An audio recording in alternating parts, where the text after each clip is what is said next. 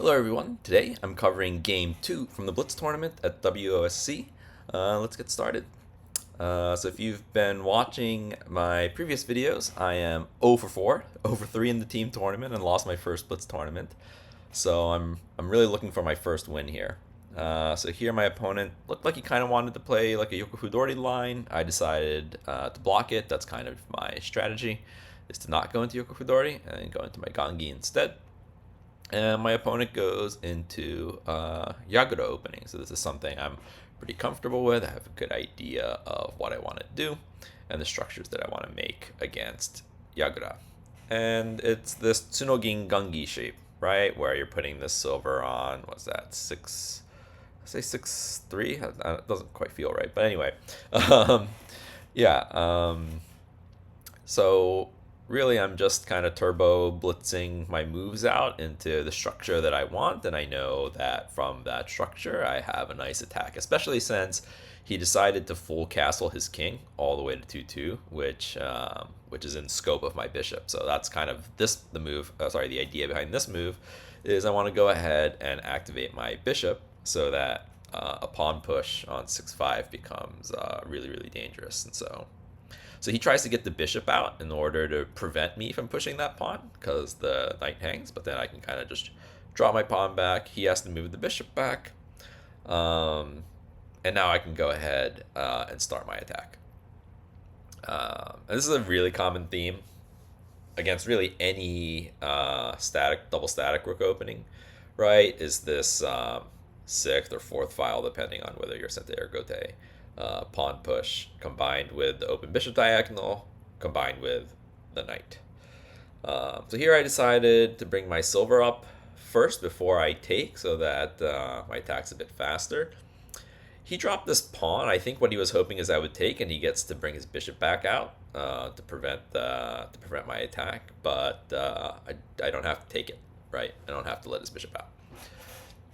So here already after that pawn drop, because I didn't take, my opponent's actually is in a pretty tough spot. I'm already in a very, very good position here. So here I have a few decisions. I can just drop a pawn on 4-4.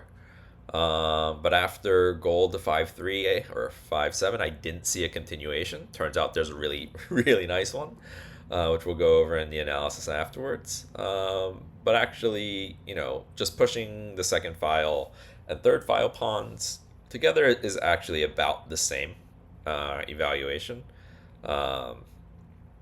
Just because it's at this point the attack is coming and there's really nothing you can do to completely stop it.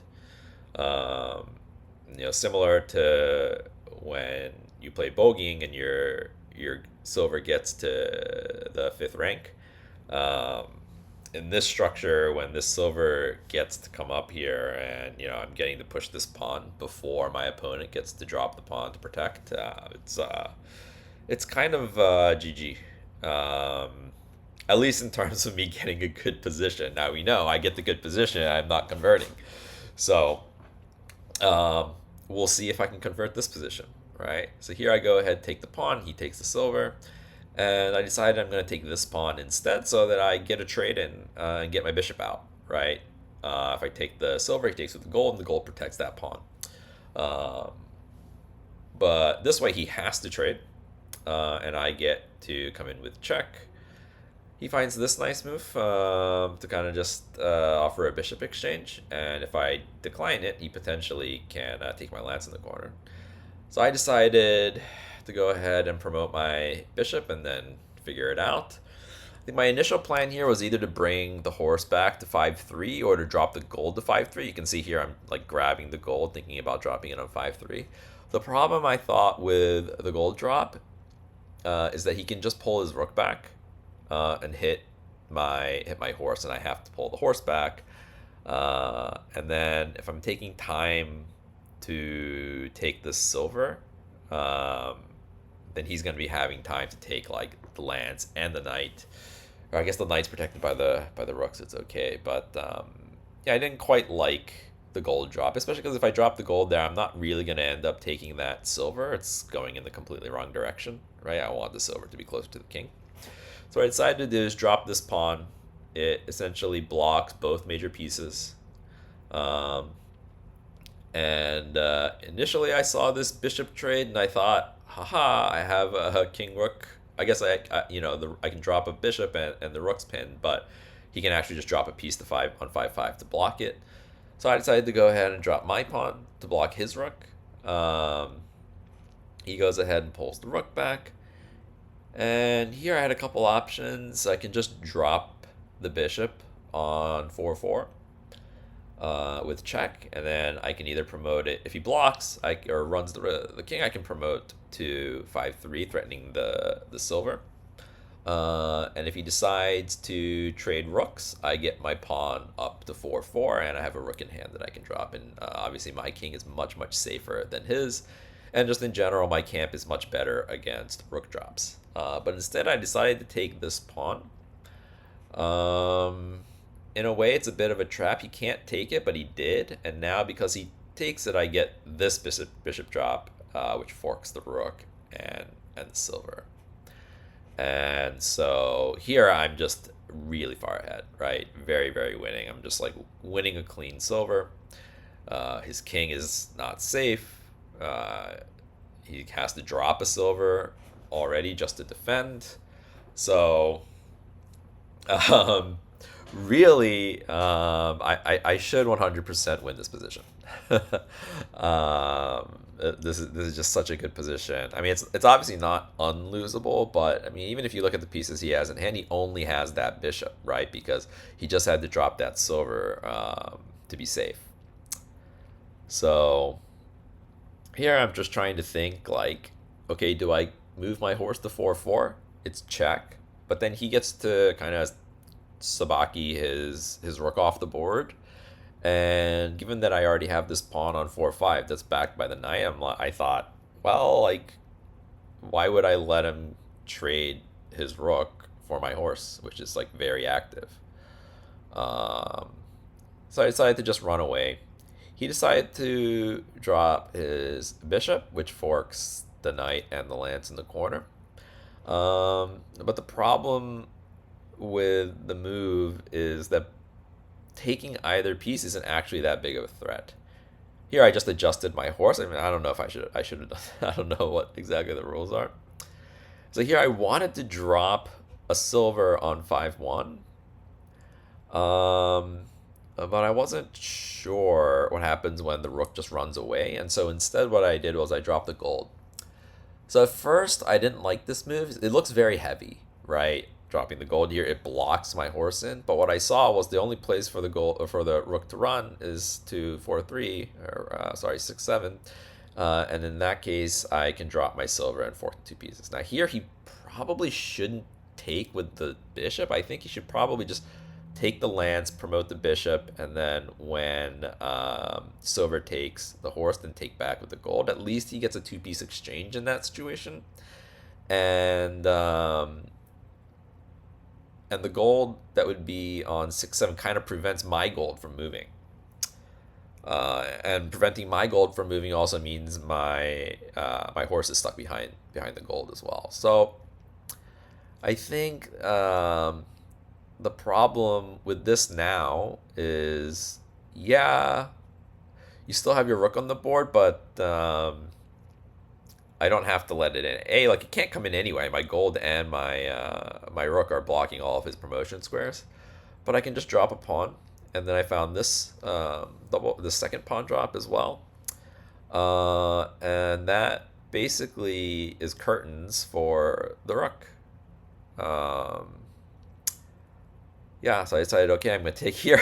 Here I take with bishop unpromote, not because of BM, but because I'm down more than 2 minutes on the clock, and I need to save as much time as possible.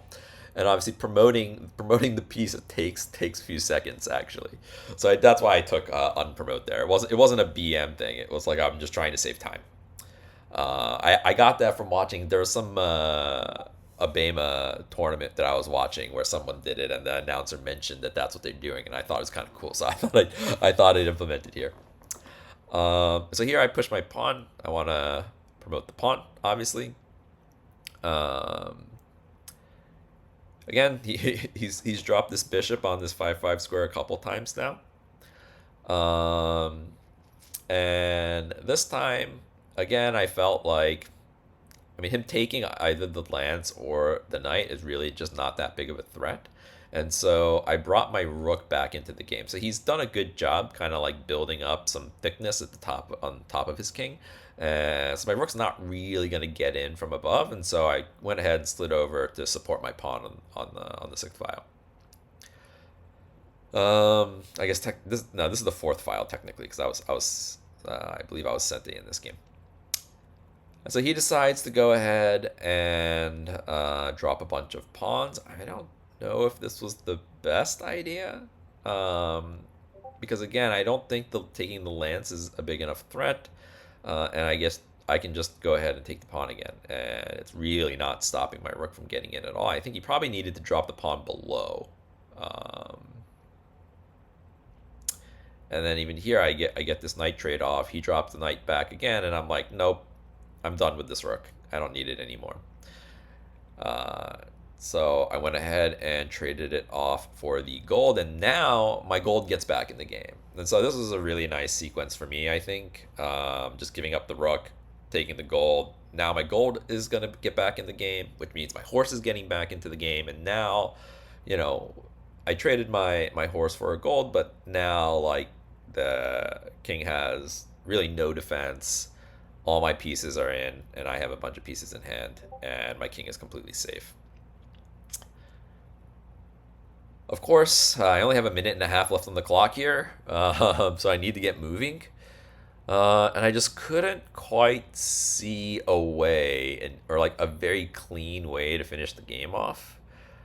His rook is defending, and also his horse is actually doing a decent job defending. And if I do something like trying to just like block the horse, it's a bit slow, and he's going to get a nice attack off because I mean, his rook is right there now, and you know, something just like a silver drop can be pretty scary. And so I didn't find there's actually a mate there, I believe. I couldn't find it, and so what I decided to do is, okay, let me just make sure that I'm not going to get mated. And 1 minute, I think, is plenty of time to try and close this game out. And I also was hoping maybe he would move his rook out of the way, and then I'd be able to drop a silver somewhere on the third file. So here, what I decided to do, he dropped this pawn, but I thought, you know, he can take the silver, but it's not actually a big threat. My king's still going to be completely safe because his dragon is blocked off. And so what I decided to do is go ahead and block his escape squares with my knight. Again, turns out this is not the best move. There's basically mate in that position. I just didn't see it. But I thought this was kind of like the most straightforward, safest way to win the game. Because not only is the knight blocking off the escape squares, it's comboing with the horse to be able to drop a silver onto 3-4, which is a very straightforward attack. And then that's my goal here, is silver drop on 3-4. So he goes ahead, sacks his pieces off, but you know, I still have these 3 golds protecting my king. And so he sees the threat of the silver drop, and he's trying to figure out how to stop it. His main problem is he can't run up, right, because of the knight, and he can't run back because of the rook. And so he decides to drop this silver so that he can run his king. But it turns out that silver drop isn't actually a good way to defend. And obviously if he runs the other way, I can just take the silver, and it turns out that even in this position, I can just sack my rook and it's mate. And so I'm just taking my time here just to make sure that I see everything correctly, because there is this horse in the corner that's helping defend.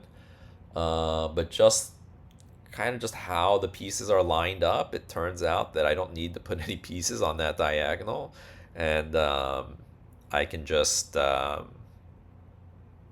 mate him without even though that horse kind of has that scope, and he resigned. And so I finally sorry, this is the third game. And so I finally won a game, and at least, a bit happy that I found this final rucksack mate. It's like a mate in 7 or something, 7 or 9. I can't remember exactly. Um, but yeah, finally was able to convert a winning position. I had a couple moves that were a little bit lax. So let's go ahead and take a look at the game in the Lee Shogi engine.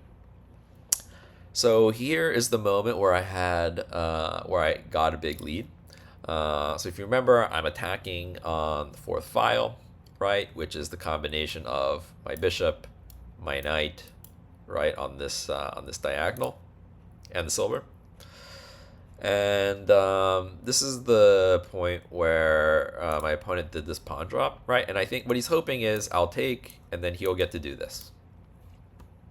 But obviously I don't have to allow that, right? And so what I did was I went ahead and just kept attacking. So he takes, I come up with the silver, he goes back. Now in this position, this was also possible.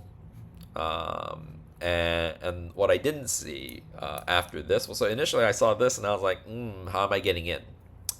And actually I just have this silver sack immediately. Right, and so if he comes this way, I can just drop a pawn. If he comes this way, I'll just take. And if he comes out this way, I can just keep doing this. So here he has to trade, or he has to trade. He has to take my silver, but then I have this move, pawn promotion, which is discovered check, and I'm gonna win the bishop. So this is gonna be a silver bishop trade, and very, very good for me. So this is what I missed in this position and why I didn't play pawn drop on 4-4. Now pawn 2-4 and then pawn 3-5, the evaluation is about the same as the other line, but obviously the other line looks way cooler, so I wish I would have found it. So here my opponent goes ahead and blocks my bishop with the pawn, but I can go ahead and just take with the pawn. I guess really quickly, I don't want to take with the silver. This is actually slightly worse. Because now when he trades, the pawn is still here and it's blocking my bishop. I mean, it's still pretty good for me, I guess, right, with this. But it's just slightly better to go ahead and take with the pawn, because if my opponent captures this way, now this bishop diagonal is open. Or at least that was my thinking as to why I did it this way. And again, same thing. I don't want to take this way, because then the gold is blocking this pawn. Again, would probably still be okay with this pawn drop. But sorry, my thinking was, okay, let me just take straight on. Whoops, hit the wrong button. But yeah, my thinking was just let me just take straight on, and I get the check and threatening this promotion. Now bishop up was a nice move, and according to the engine, the best move is to just take, because when they take, you can drop this pawn. If they run, you can just attack, right? And then this pawn drop's coming, and if you take your knight, you're losing your knight. So this is, I think I mentioned it in a previous video, where a lot of times I'm not like calculating concrete variations. Although I was not 100% sure what it wants to do if this. I mean, maybe kind of the same idea. And if he does, if he takes it, this is pretty bad for him, right? Like he just has no piece of defending. And actually, not, what am I talking about? If he takes it, I have bishop drop immediately. So, I mean, again, this is just a very, very good position for me. I mean, from an engine evaluation perspective, it's like plus 11, right? Which is just really a very, very advantageous position. But I decided, okay, like I'm just going to promote. It threatens the rook. And my initial idea when he ran this way is I have something like this, and then I'll be able to take the silver or the rook. Or I'll have even like gold drop with the same idea. But I realized here that, let's say he just ignores it and takes. Take. I mean, this is still, I think, fine for me. But at least like he basically got a lance and a gold for the rook this time. I don't know. Maybe this is fine as well. But I kind of didn't like it. And I mean, I can win the exchange, right? I can get a silver for the lance. But now my gold is going in the wrong direction. Maybe it's okay. Maybe I can just come back or something. But I didn't quite like this. And so what I decided to do is drop this pawn. It's actually a pretty common and also useful idea in a lot of situations. To be able to block both major pieces with one pawn drop comes up a lot. So obviously either piece he takes with, his pieces are kind of blocking each other, right? So he decides to take with the bishop, which I think is correct, because it threatens this and this. And I decided to trade because initially I was thinking something like this pins the rook to the king. The problem with this though is that he can just do something like this, or even like this, and now it doesn't work. So then I got to here and I'm like, oh, it actually doesn't quite work because something on 5/5 blocks. I also had some options down here, but I would be like going in the wrong direction. So what I decided to do is, okay, let me just go ahead and block the rook with the pawn. I mean, if he takes with the silver, I don't know if I would take back with the knight even, just because again, like his rook is blocked, right? So if he takes this way, it's probably actually something like this. Here, and then I'm gonna be able to take the silver. So he decided to run the rook back, and again I had some right. So I have this, but then he kind of gets this again. Maybe this time it's like even better actually for me to trade because my pawn's up here. I have a pawn here supporting this. But what I decided to do is take this pawn. With the idea that he can't take it, right? And he can't take it, like going back, I guess. I'm not actually 100% certain what my plan was if he did this. But maybe in this case, now I have something like this. And now when I take the silver, it's going to be coming this way, right?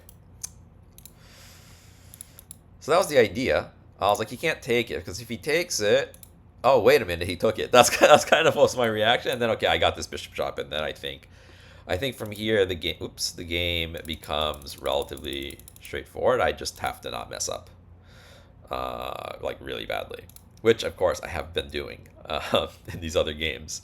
But here, like I really do have to make quite a big mistake for him to come back in this game.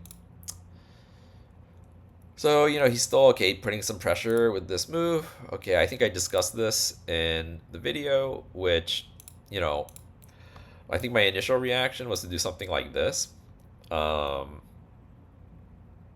think this also looks fine.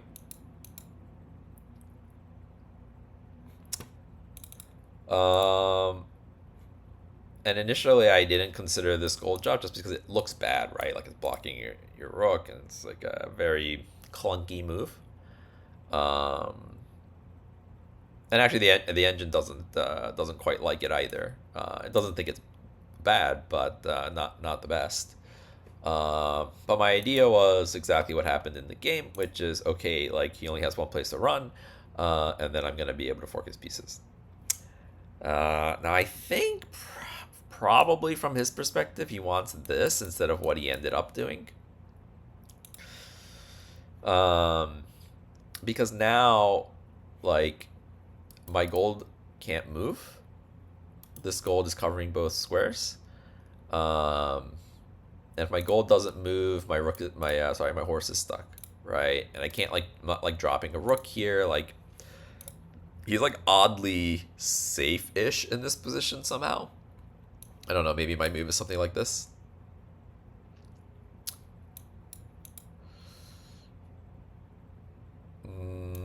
Probably a sack and something like this. It ends up kind of similar to the game, actually. but he decided to take. I don't like this move, for sure. It's kind of just like conceding, you know. I don't know. Maybe the engine doesn't think it's the best move either, but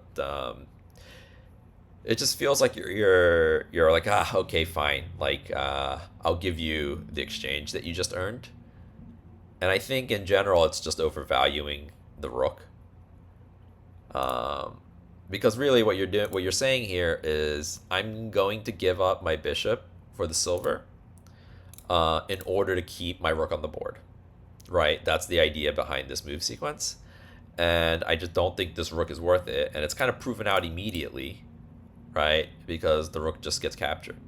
So I don't think it was quite worth giving up the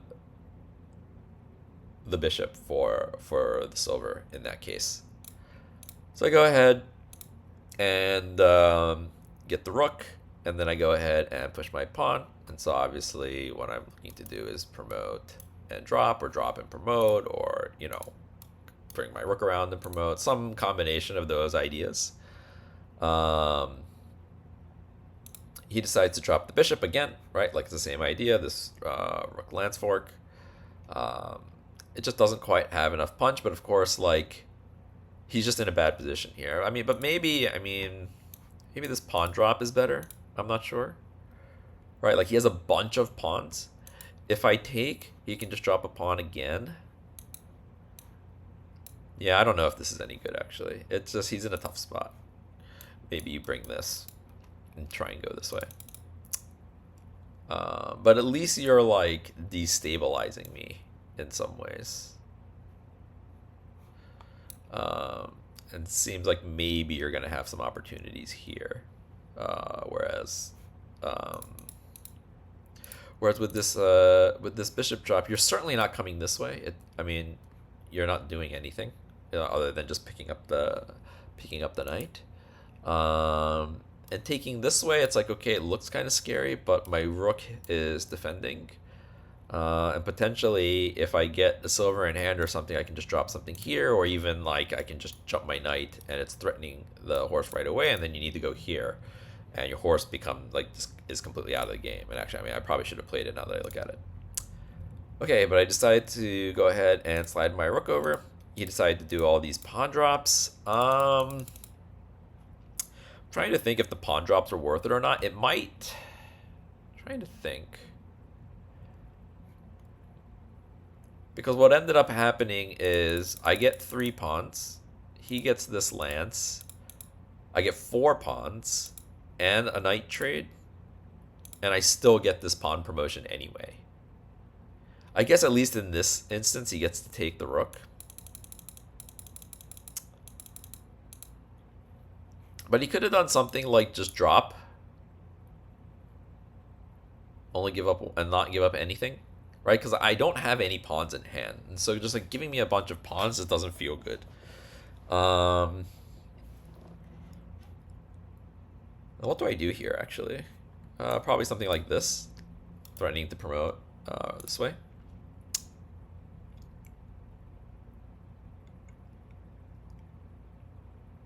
Yeah.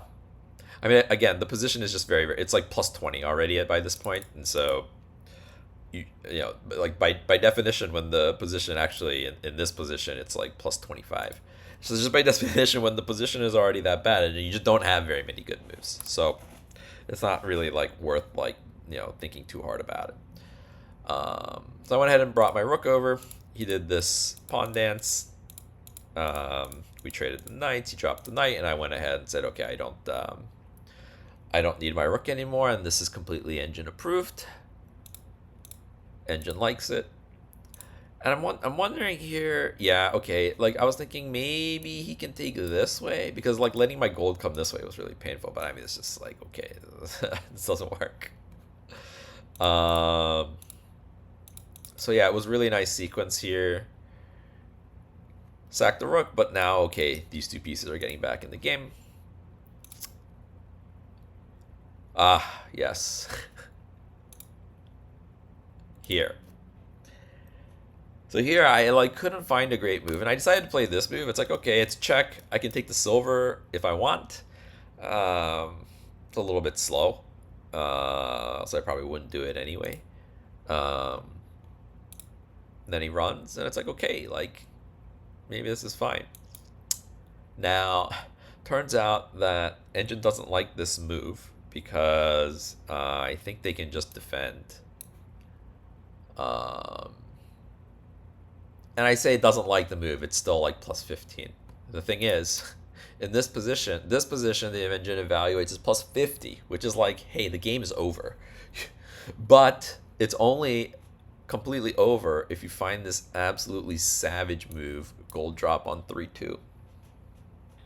Savage. Savage gold sack.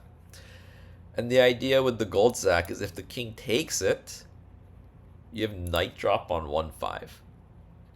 And if the king runs, you have silver drop on 2-3. King can't run here. Horse scopes all the way back. And yeah, it's actually just mate. So you have to do some weird shenanigans here, like run your king this way. But like again, like this move sequence is just absolutely game over. So I did not see this. But like what ends up happening is this knight drop on 1-5 is an absolutely crushing move in a lot of variations. And so even in my variation, right, the reason why the Engine didn't like this move is because there's other ways to defend. But he actually ran to 2-3 anyway. So because he ran to 2-3 anyway, here I just had knight drop on 5. Same idea. I missed it. Obviously, I saw that I wanted to drop a knight here, but the rook is guarding it. I don't know why I didn't go to I want to drop it here. I think what I missed, actually, I know what I missed, because I did look at it, was king comes out, and I'm like, oh no, he's running. And so I just missed the fact that this blocked off by the horse. Yeah. So instead, I decided, okay, I couldn't find the move immediately, and I only have a minute on the clock, so let's make some practical decisions and make sure that I'm not getting, that he has no attack. And then, in a moment where I'm confident that he has no attack, let me make a bit of a slower move. And so this is like the slower move where I'm like, okay, let me surround the king so that he can't run away and make my attack much simpler. So he goes ahead and takes. I'm not really sure what the idea here. I guess the idea was he was hoping I'm taking this way. But I guess he just didn't see that I can take with this gold. So obviously if I take this way, this looks a bit scary. I don't know what the actual Engine evaluation here, but it looks much scarier because, something like this, my escape square is blocked off, he has threat mate. And I'm pretty sure this is probably just mate, right?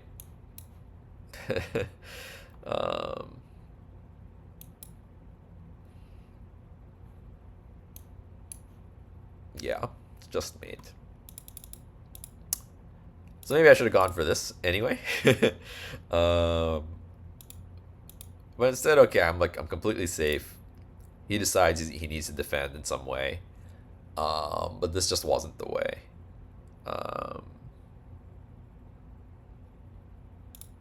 Because of this silver drop. So he can't run this way because of the knight. You can't take with the dragon because I'm just going to take back with the horse. And then basically it's the same sequence. You can't run to 1-2 because my rook's just gonna take, and then obviously what happened in the game is he ran back, but I found this the rook sack. So here obviously you can't run here, silver drop on the head. Can't run here because of silver drop, and then this.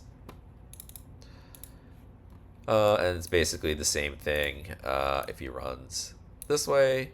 Or sorry, he can't run this because of the horse. If he runs this way, if he runs this way, I have silver drop over here. And then in either of these instances, I just have horse 3-2. So, yeah, it was nice finding this mate. I just had to double check it a few times to make sure I was on the right squares, and not overlooking this horse. That was the only thing that was a little bit scary when I was trying to calculate it, is just to make sure that this horse wasn't going to save the day. So yeah, finally won a game.